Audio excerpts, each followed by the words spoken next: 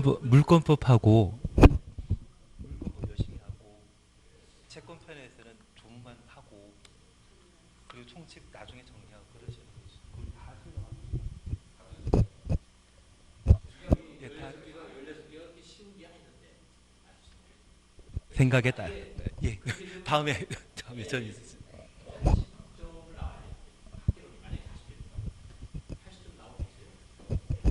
그냥 하나 찍으면 20점 나옵니다. 하나 찍으면 20점 나옵니다. 예, 이번 시간에는 473페이지의 부대시설 등을 함께 봅니다. 부대시설이란 주택에 딸린이란 말 추천했습니다. 시설을 부대시설이 하는데 주거 생활할 때 꼭 필요한 필수시설을 부대시설이라 표현하게 됩니다. 그리고 복리시설은 입주자 등의 생활 복리를 증진시키기 위한 공동시설을 복리시설이라 표현하게 됩니다. 나중에 얘가 시험에 나오게 되면 우리가 이렇게 이해해 주셔야 됩니다. 아파트 단지에 주차장이라면 꼭 필요하지 않겠습니까? 필수시설은 부대시설이고요. 어린오이스나 경로당이라는 곳이 있다고 하면 있으면 좋고 상관없거든요. 그러한 것들을 복리시설이라 표현하면 됩니다. 그래서 얘는 나중에 문제 한 2개, 3개 연습하시면 잘 찍으시더라고요. 하나 여줄 게 있습니다. 최근 아파트 단지에 전기 자동차 충전소 만들어지거든요. 걔는 꼭 필요하다? 복리시설이다. 꼭 필요합니다. 꼭 필요하기 때문에 전기 자동차 충전소는 부대시설에 해당된다는 것 이해해 주시고, 반면 아파트 단지 내 상가, 걔를 근린생활시설이라 하거든요. 걔는 꼭 있어야 된다? 상관없다. 나가면 많거든요. 그리고 주민공동시설이라 해서 단지 내 사우나 시설이나 수영장이 있다고 하면 걔를 말하는데 주민공동시설은 꼭 필요하다? 크게 문제 없다. 크게 문제 없다면 걔가 복리시설이 되게 됩니다. 그래서 여기 부대시설과 복리시설은 그런 개념 차이에 따라 구분하시면 충분합니다. 474페이지에 3번 기반시설과 기간시설 문제 없습니다. 신경 쓰지 마십시오. 그리고 5번 간선시설 찾으셨죠. 간선시설이란 도로 등의 주택단지 안의 기간시설 추천했습니다. 주택단지 밖에 있는 같은 종류의 기간시설 추천했습니다. 연결시키는 시설을 말한다. 다만 가스, 통신, 지역 난방 3개 가로해 놓습니다. 단지 안에 기간시설 포함한다. 거기까지만 봐주시는데 하나 이해하실 것이 있습니다. 우리가 1번 도로 이용하다가 2번 도로 갈아타기 위해서는 간선도로 이용해서 도로 갈아타거든요. 그게 간선시설의 개념입니다. 그러면 주택단지 안에 사업체가 전기 등의 시설 설치하게 되면 단지 외부의 전기시설과 연결시켜야만 전기 공급되게 됩니다. 그러면 1번, 2번, 3번 중에 가장 먼저 설치되어 있는 시설은 3번입니다.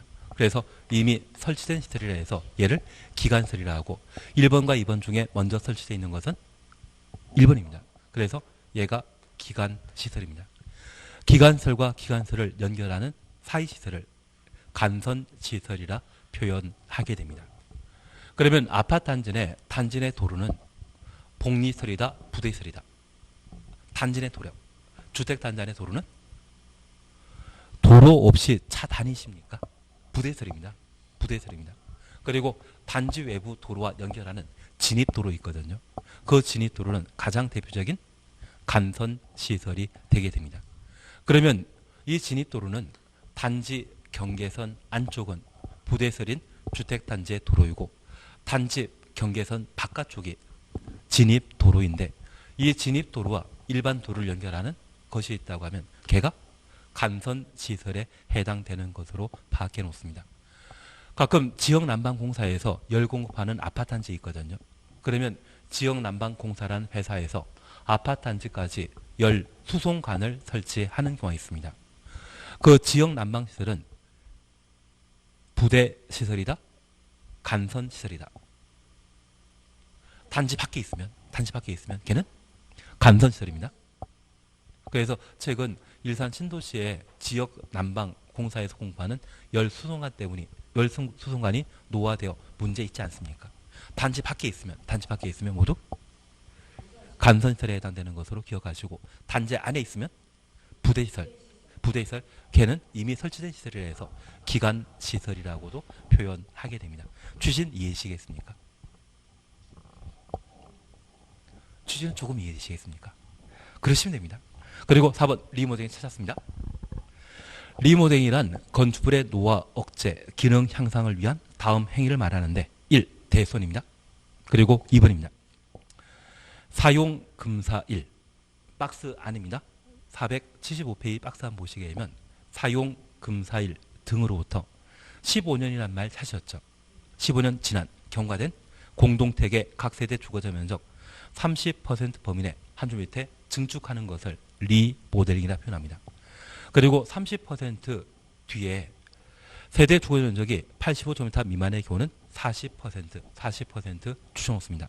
증축하는 것을 리모델링이라 하고, 이 경우 공동택 기능 향상을 위한 공용 부분에 대해 별도 증축할 수 있다. 그러면 우리 이걸 잠깐 살펴놓습니다.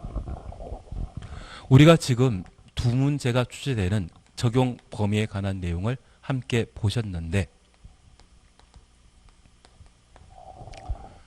1기, 2기, 3기 신도시, 판교는 2기 신도시거든요. 3기 신도시로서 왕숙지구나 과천지구, 계양지구, 교산지구 등을 우리가 볼 수 있는데 걔를 뭐란다? 공공택지랍니다. 공공택지는 공공사업을 통해 공동에 건설한 용지를 공공택지라고, 수용이란 말을 꼭 기억해 주시면서 산업단지 조성사업도 공공택지에 해당된다는 걸 기억해 뒀습니다. 이러한 공공택지에는 많은 아파트를 건설하게 되는데 여러 사업체가 공공택지의 일부 땅을 분양받아 아파트 단지를 조성하게 되면 걔를 주택단지라 하고, 이 주택단지에 있어서는 항상 두 가지가 시험거리입니다. 분리에 관한 사항과 공구별, 분할 사업이 있습니다. 분할 사업과 분리와 관련되어서는 28이라는 말 나오는데 얘는 작년 기출문제이기 때문에 신경 안 씁니다. 그리고 공구별 분할 사업과 관련되어 적용 대상은 공구별 세대수가 각각 300세 이상이라면 단지 전체 규모는 600세대 이상일 때 300씩 쪼갤 수 있을 겁니다. 분할 요건은 공구별 세대수는 300세대 이상이고 공구와 공구 사이의 경계폭은 6m 이상일 것. 사업계획 승인은 주택단지 전체에 걸쳐 받도록 되어 있지만 착공 신고와 사용 공사를 공구별로 따로 진행할 수 있습니다. 그리고 이 주택단지에는 주택을 건설 공급하게 되는데 이 주택과 비교되는 것으로서 오노닥이라는 말 기억나시면 걔는 준주택이라는 것 기억해 주십니다. 사업계획 승인받아 30세 이상의 주택을 건설하는 것이 주택법인데 광해 단독택 중에 공관은 사업계획 승인 대상 주택 아니라는 거 기억하시고 기숙사는 준택이지 사업계획 승인받아 건설한 주택이 아니라는 것 다시 한번 정리해 주셔야 됩니다. 그리고 이 주택은 자금 차이에 따라 민영주택과 국민택 건설하는데 특별히 국민택은 국민택 규모란 말을 기억하시고 원칙적인 규모는 85제곱미터이지만 수도권을 제외한 도시 지역이 아닌 읍면 지역의 경우는 100제곱미터까지 건설할 수 있습니다. 도시 지역에 건설하는 국민택은 85제곱미터까지 건설하는 것이 특징이라는 것 살펴놓습니다. 그리고 정책적 판단에 따라 도입한 주택 제도로서 MB 때 만들어진 토지 임대부 분양 주택이 있습니다. 40년과 75%를 나중에 우리가 정리해 나가실 겁니다. 그리고 MB 때 만들어진 제도로서 도시형 생활주택이 있는데 얘는 1인 가구의 주택 문제를 해결하기 위해 주차장에 대한 부담을 대폭 줄여준 형태가 도시형 생활주택이고, 얘는 도시에 건설하는 300세대 미만의 국민택 규모의 주택을 도시형 생활주택이라 하며 원룸택과 단정 연립, 단정 다세대로 구분하게 됩니다. 원룸택의 경우는 최대 주거자 면적이 50입니다. 단정 연립, 단정 다세대택은 도시형 생활주택 규모가 국민택 규모이기 때문에 단정 연립과 단정 다세대택은 세대 주거 면적이 최대 85입니다. 왜? 도시 지역에 건설하는 300세대 미만의 국민택 규모이기 때문에 도시 지역에 건설하는 국민택 규모는 무조건 85라는 것 기억해 놓으시고, 원룸택의 경우는 50입니다. 단정 연립 다세대는 85까지 가능하다라는 것 구분하시고, 면적이 30제곱미터 이상의 경우는 두 개 공간으로 구분할 수 있다. 그리고 건축 제한과 관련되어 하나의 건물에는 도시형 살택과 도시형 살택 외 주택을 함께 건축할 수 없지만 원주택의 경우는 딱 한 세대 85제곱미터 초과하는 것을 건축할 수 있고 상업지역과 준주거지역은 예외 인정된다라는 것 살펴놓습니다. 그리고 올해 시험에 나와야 되는 것이 세대 구분형 공동주택입니다. 중요한 것은 저는 출제하는 사람이 아닙니다. 저는 꼭 나와야 된다 생각하는데 출제하는 분들은 다른 생각할 수 있습니다. 다만 사업계획 승인받아 건설하는 것과 개조하는 것에는 각각 적용되는 기준이 4개인데 건설 시에 우리가 꼭 기억하실 것은 3분의 1입니다. 주거적 면적 3분의 1. 전체 세대수의 3분의 1까지 건설할 수 있다는 것 기억해 놓으시고 공동택 관리법에 따라 허가받아 세대 구분형 택으로 만들게 된다면 전체 세대 중에 10분의 1, 동별 세대 중에 3분의 1까지만 가능하고 기존 세대 포함한 2세대 이하 포함이라는 말 꼭 기억해 주시는 게 필요합니다. 그래서 각각 기준이 4개 존재한다는 것을 파악하시는 게 여기에 핵심이 되길 겁니다. 그리고 이런 주택 단지에는 주택 외 부대시설과 복리시설, 간선시설이라는 것을 각각 두게 되는데 부대시설은 주택에 딸린 필수시설이라는 걸 기억하시면서 관리사무소나 단지 내 도로, 주차장 등이 있다면 모두 부대시설이고 어린 놀이터나 경로당, 단지 내 상가 등이 있다면 얘는 복리시설에 해당되는 것으로 파악해 놓습니다. 유치원은 복리시설 2단이다. 유치원도 복리시설입니다. 복리시설입니다. 어린이집도 복리시설에 해당된다는 것을 파악해 주시는 게 필요합니다. 어차피 시험에 내게 되면 오지 쓴다 해서 4개는 부대시설, 하나는 복리시설로 얘가 작년에 시험에 나왔습니다. 그래서 작년에 2문제 시험 나온 게 있다고 하면 28과 부대시설, 복리시설 구분하는 걸 시험에 다룬 적이 있거든요. 그리고 간선시설은 주택단지 안의 기관시설과 단지 외부의 기관시설을 연결하는 시설로서 진입 도로와 지역 난방시설은 대표적인 간선시설이라는 것을 파악해 놓습니다. 이런 주택이 시간이 지나게 되면 정비사업 대상이 되지만 그 정비사업 하기 전에 리모델링이라는 것을 할 수 있습니다. 여기 리모델링과 관련된 개념으로 우리가 잠깐 이해해 주실 것이 있습니다. 2년 전에 건축법을 개정하여 건축법상 리모델링은 대수선을 원칙으로 하고 건축물 일부를 증축하거나 개축하는 것을 건축법상 리모델링이라 하지만 주택법상 리모델링은 대수선형 리모델링 사업과 증축형 리모델링 사업은 인정하고 있지만 개축은 없습니다. 개축을 인정하는 것은 어디에만? 건축법의 특징이라는 것 구분해 놓습니다. 하자 담보 책임이라는 말 들어본 적 있으십니까? 만약 하자 담보 책임 기간 내 공동택에 잘못 발생하게 되면 그걸 고치는 것은 사업자가 하게 됩니다. 대수선형 리모델링 사업 하게 되면 그 비용은 누가 부담한다? 사업체이겠습니까? 소유자이겠습니까? 주택 소유자가 비용 부담합니다. 그래서 이 대수선형은 하자 담보 책임 기간이 사용 금살성으로서 최대 10년이거든요. 그 10년 경과되게 되면 그때 소유자가 비용 부담하는 대수선형 리모델링 사업과 증축형 리모델링 사업이 이루어지게 됩니다. 그래서 대수선형 리모델링 사업은 사용 사업 몇 년 지나야 된다? 10년 지나야 됩니다. 반면 증축형 리모델링 사업의 경우에는 사용 금살성으로부터 15년 경과되고 증축형 리모델링 사업하게 되면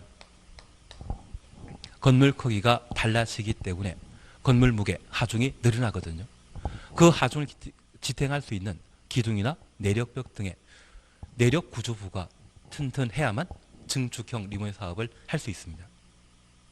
그래서 증축형 리모델링 사업하고자 한다면 안전 진단을 실시하고 이 안전 진단 결과 A, B, C 등급 나오게 되면 증축형 리모델링 사업 할 수 있는데 D 등급과 E 등급 나오게 되면 그때는 재건축이라는 것을 하게 됩니다. 그래서 대한민국의 가장 튼튼한 아파트는 어디에 있다?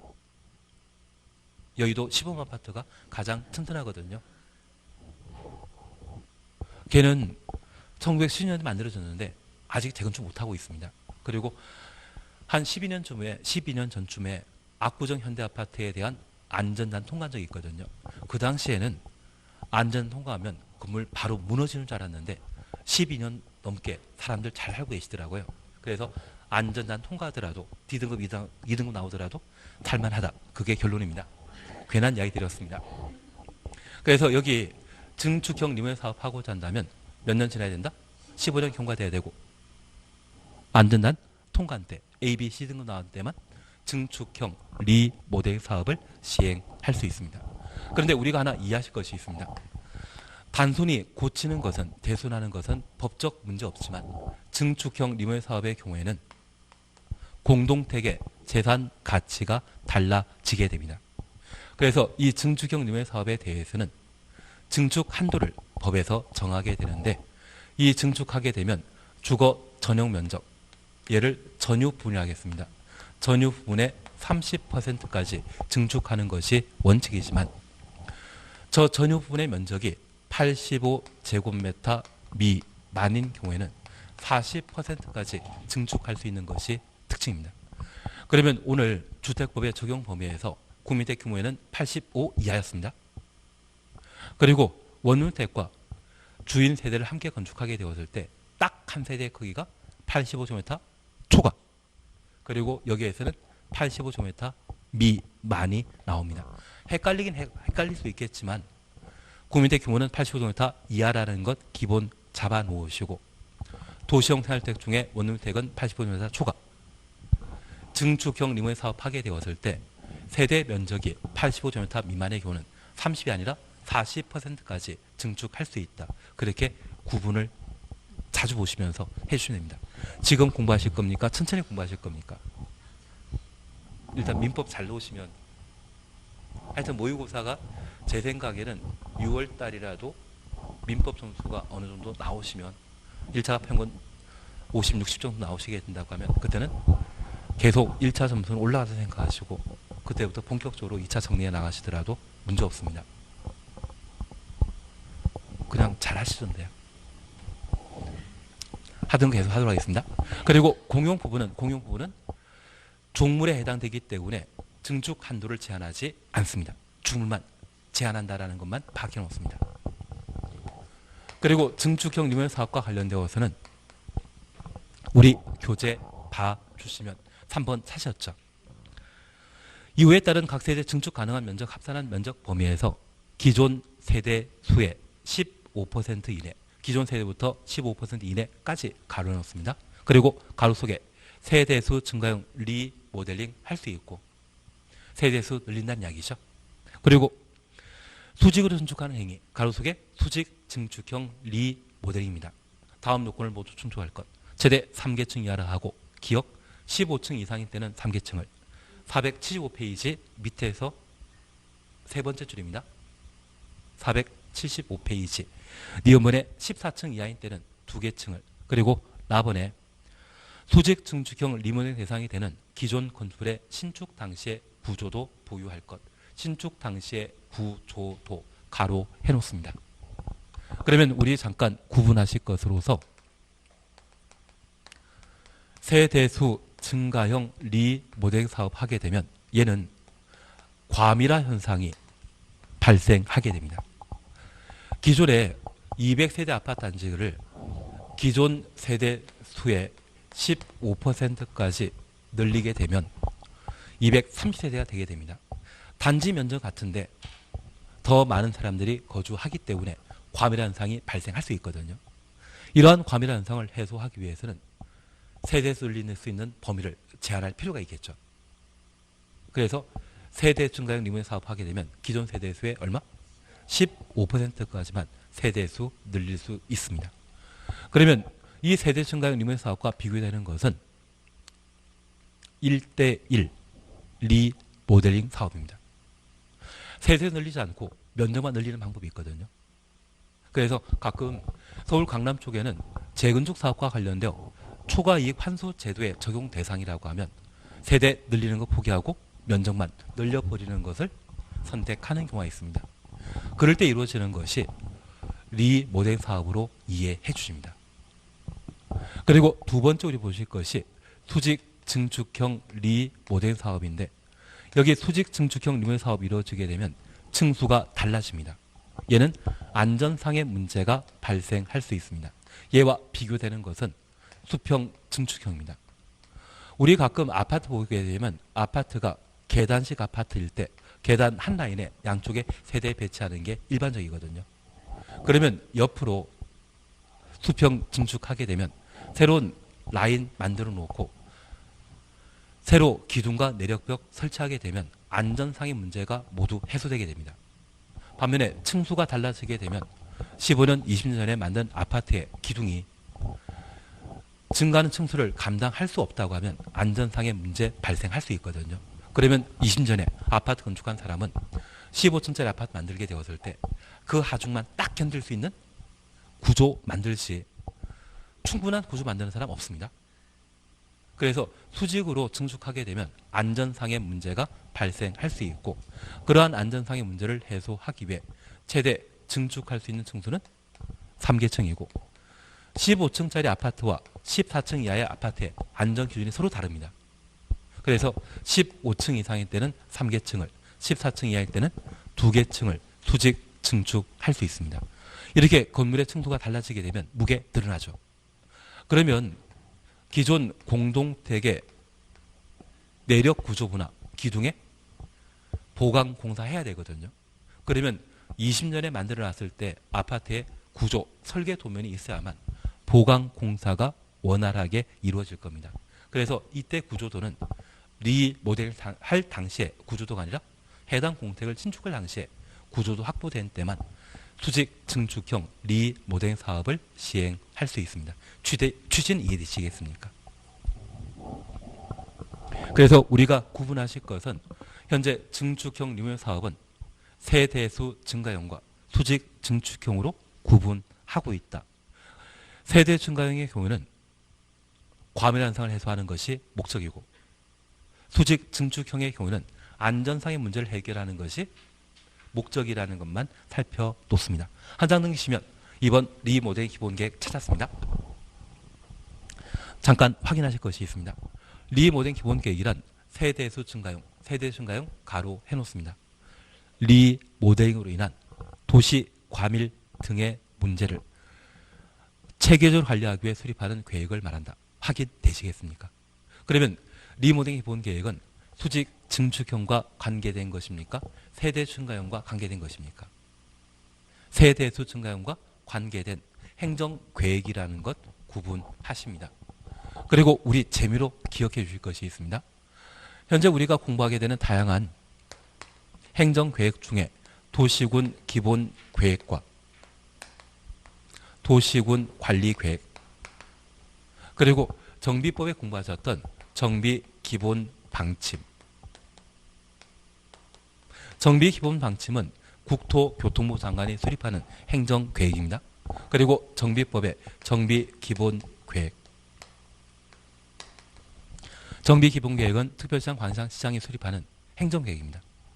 그리고 리모델링 기본계획을 보셨는데 이 5가지 계획은 장기계획에 해당되기 때문에 5년마다 타당성 검토를 하도록 되어 있습니다. 그리고 도시군 기본계획과 도시군 관리계획은 계획기간을 따로 정하지 않지만 보통 기본계획은 20년을 행정계획으로 보고 있습니다. 그냥 없다 생각하십시오. 반면 정비기본방침과 정비기본계획, 리모델링 기본계획은 기본이기 때문에 얘는 계획기간을 10년으로 정해놓고 있습니다. 앞으로 타당성토란 말 보게 되면 5글자이기 때문에 몇 년마다 한다? 5년마다 한다.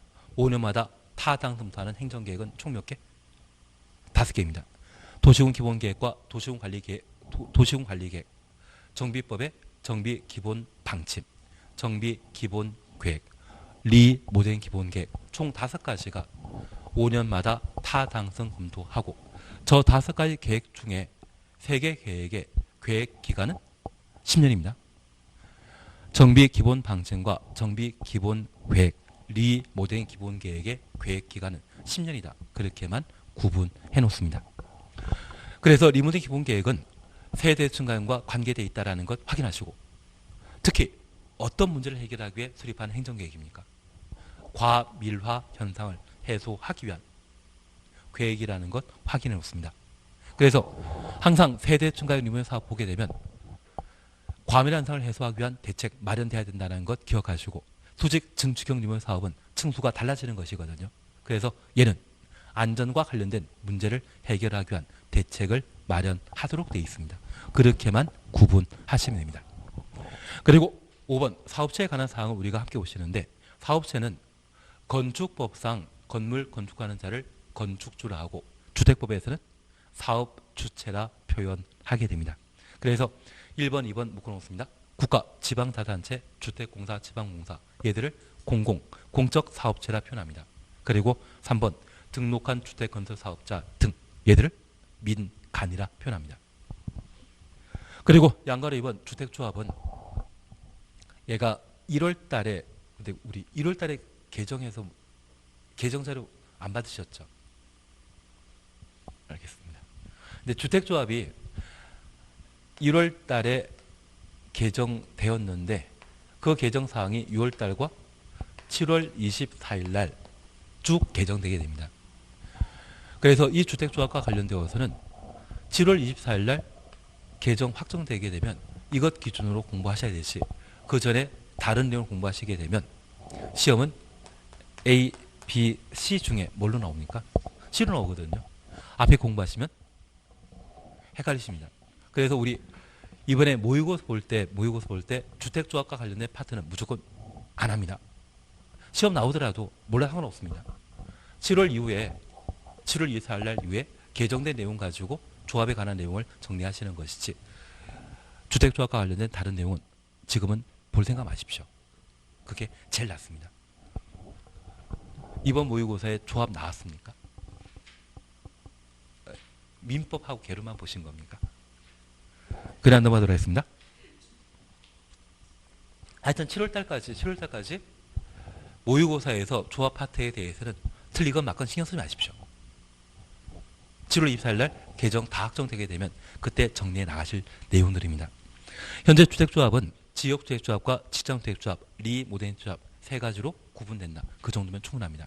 그리고 입주자란 말 찾으셨고 사용자란 말 찾으셨죠. 여기 입주와 관련되어서는 박스 속에 2번을 봐주십시오. 소유자, 그를 대리하는 배우자, 직계 존비속을 입주라 하고, 사용자는 주택을 임대 등의 방법으로 사용하는 자를 사용자라 표현합니다. 그러면 하나 정리하실 것이 있습니다. 소유자와 입주자는 같다 다르다. 별개입니다. 소유자는 등기상의 권리자를 소유자라 하고, 그 소유자와 그 가족들을 법에서는 뭐라 한다? 입주자라 표현하게 됩니다. 임차인과 그 가족은 사용자라 표현한다. 그렇게만 살펴놓습니다. 그리고 입주자 사용자를 통칭하면 입주자 등이라 표현하게 됩니다. 그래서 지금 적용 범위는 보통 두 문제 나오거든요. 이 정도 해놓으시면 두 문제를 쉽게 해결할 수 있을 겁니다. 시험 나오는 거 뻔합니다. 올해는 세대 공동주택 그리고 도시건설책 정리해 나가시는 게 필요하시고, 작년에 부대시설, 복리시설 구분에 관한 내용 그리고 분리에 관한 내용 시험에 냈던 걸 생각하다 보면 올해는 리모델링 쪽을 한번 정리해 나가시는 게 필요하실 겁니다. 예, 그리고 이제 478페이지 주택건설 찾으셨죠? 우리 다음 주까지 주택법하고 농지법을 대충 끝내게 될 겁니다. 그리고 그 다음 주에는 기출문제 풀이해 나가게 되거든요. 기출문제가 아마 저도 못 봐가지고 얼마나 되는지 모르겠지만 저 보통 기출문제 풀면 100문제 안쪽 풉니다. 기출문제 다 풀 필요 없거든요. 어렵게 나오거나 또는 10년에 한 번 시험에 나올 것들은 다 버리십니다. 어차피 시험에 나올 것들 위주로 해서 우리 공법에 소박하게 요구면 되시거든요. 사실은 작년에도 이게 목적이었는데 어떤 분은 92.5 나왔다고 자랑하시는 분 계십니다. 그 시간이 있으면 영화 한 편 더 보시는 게 삶의 질을 좀 더 윤택하게 하시는 것이, 괜한 얘기 드렸습니다. 근데 자기 실력을 확인하기 위해서는 그렇게 공부하시는 건 방법이지만 2차 시험은 5, 6, 7이 제일 낫습니다. 그래서 공법 60 나온다고 하면 공인세법 50으로, 중개사법은 70 이상으로. 근데 중개사법은 진짜 열심히 하셔가지고 무조건 80 넘어야 됩니다. 80 안 넘으면 불안합니다. 얘가 80 나온다고 하면 공법, 중개사법 50, 50 정도 나오더라도 충분하시거든요. 어차피 40문제 중에 우리 시험은 1번부터 5번까지인데 각각의 정답이 8개씩 안문되어 있습니다. 아무거나 모르고 그냥 내리 찍으면 20점 나오십니다. 20점에서 30점 더 나오시면 되거든요. 그런 걸 우리는 쉽게 해나갈 수 있습니다. 하면 할 수 있습니다. 그래서 지금 우리 하여튼 5월달이 되든 6월달 되든 7월달 되든 8월달 되든 1차를 꾸준히 나가십니다. 그래서 그 1차가 평균 50점, 60점 되었다 싶으시면 아 이제는 1차 이런 식으로만 계속 해나가면 합격한다. 그 자신감 얻을 수 있는 시점이 평균 50 나왔을 때입니다. 그걸 2번 정도 반복하시고 나면 진짜 자신감 생기시거든요. 그때 2차 쪽에 하기 싫었던 것, 공법 가장 대표적이지 않습니까? 그리고 공시세법, 중개사법은 만만하시거든요. 교수님이 좋지 않으십니까? 예. 중개사법만큼 교수님이 좋으신 분 따로 없으십니다.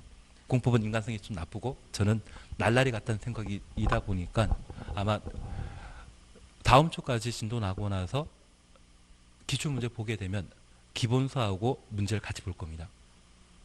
문제만 풀어서는 아무 의미 없고요. 문제 중에 아마 제가 80개에서 100개 정도만 선정해서 해 나갈 겁니다. 그거 하면 한 50에서 60 나올 수 있는 파트. 그리고 그 문제 하나 보고 내용 정리해 나갈 겁니다. 그러면 아마 교과서에 대한 회독수가 늘어나서 꼭 봐야 될 때를 문제를 통해 확인하고 문제 보시면 좀 만만하지 않나 싶습니다. 아직 끝나는 거 아닌데요. 예. 그래서 그렇게 일정을 잡도록 하겠습니다. 그리고 478페이지 주택건설 찾으셨죠? 자, 주택건설사업주체라는 말 찾았습니다. 그리고 2번 등록사업체라는 말도 있는 것 같습니다. 그리고 어딜 봐주시는가 하면 일찍 끝내야 되는데 495페이지 봐주십니다. 495페이지 보시게 되면 사업계획 승인이라는 말 찾으셨죠? 예. 그러면 이제 우리가 잠깐 봐주실 것이 있습니다. 주택법에서는 30세대 이상의 집단적인 주택건설 사업 그리고 만종자 이상의 대지 조성 사업을 다루게 되는데 그 일 하는 자를 사업체라 합니다. 저 사업체는 그러한 주택건설 사업과 대지 조성 사업은 자기가 하고 싶다고 그냥 하는 것이 아니라 행정청으로부터 승인 받아야 됩니다. 그러면 건축주가 자기가 살 집을 만들고자 한다면 건축허가 받듯이 사업체가 분양 목적의 주택을 건설하면 사업계획 승인 받도록 되어 있습니다. 30세대 이상의 주택건설 사업 하게 되면 전부 자기가 살 집 아니겠죠. 분양할 집일 겁니다. 그 분양할 집을 만들고자 한다면 뭐가 돼야 된다? 사업계획 승인 받도록 되어 있습니다. 올해 주택조합이 매년 시험에 나오는 사안인데 올해 7월달까지 대폭 개정되다 보니 그 조합에 관한 문제를 쉽사리 내지 못할 겁니다. 대신 그 개정된 사항은 무조건 정리해놔야 됩니다. 개정된 사항을 잘 추려놓게 되면 출제 범위를, 시험 범위를 그만큼 압축시키는 효과가 있거든요. 그래서 조합에 관한 사항은 7월 24일 날 정리하시는 것으로 해주셔야 됩니다. 그리고 사업계획 승인과 관련되어 워낙 자주 시험에 나오기 때문에 작년엔 얘 나와가지고 뒤집어졌거든요. 이상은 나왔다고. 찍으면 잘 찍을 수 있습니다. 너무 걱정하지 마십시오. 그래서 여기 사업체 파트에서 하나 그리고 사업계획 승인 파트에서 시험 문제 각각 하나 나오는 것으로 파악해 놓습니다. 그 중에 오늘 남은 시간이 얼마 없기 때문에 얘만 이해하고 지나가십니다. 사업 주체 찾으셨죠? 사업 주체 다시 돌아가십니다. 1번 사업체라면 국가, 지방자치단체, 주택공사, 지방공사. 3번 찾았습니다. 등록한 주택건설사업자 확인되시죠? 하나 이해해 주실 것은 대한민국의 주거정책은 선분양 후시공입니다. 입주 예정자에게 계약금과 중도금 등을 받고 그 돈 가지고 주택건설해서 일반에게 분양하게 되는데 우리 주변에 3억짜리 아파트가 비수도권에, 수도권 지금 보통 5억이거든요. 5억인데 비수도권에 만들어지게 되면 1억 정도가 사업자 챙기는 돈입니다. 그래서 만약 내가 1000세대의 조합주택을 한번 건설하는 조합장 되게 된다고 하면 1000세대면 세대당 일어나면 집이 바뀌고 차가 바뀌지 않겠습니까? 그래서 제 주변에 시행일만 5년 만에 그 법 한번 성공하신 분이 있으시고 어떤 분은 저보다 나이가 한 살 적으신데 20만에 성공하셔가지고 차가 바뀌어 있더라고요. 괜한 이야기 들었습니다. 그래서 그 성공하기 전까지만 하더라도 항상 시행하신 분들이 저한테 전화하셔 가끔 아는 분이 있으면 밥 사달라고 하면 어렵게 산다고 해서 사주리로 가면 혼자만 나오셔야 되는데 그 팀원들 다 데리러 나오시더라고요.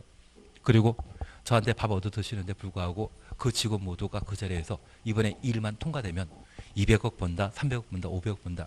이야기는 참 훌륭하십니다. 밥값은 제가 내더라고요. 대신 그걸 빨리 성공하시는 분들이 있다고 하면 빨리 차가 바뀌지 않나 싶습니다. 우리도 나중에 한번 그렇게 꼭 성공해 주십시오. 그리고 성공하시고 나면 전화번호 바뀌시던데요. 괜한 얘기 들었습니다. 그러면 우리 잠깐 이해하실 것은 그런 시행하는 자를 법에서 뭐라 한다?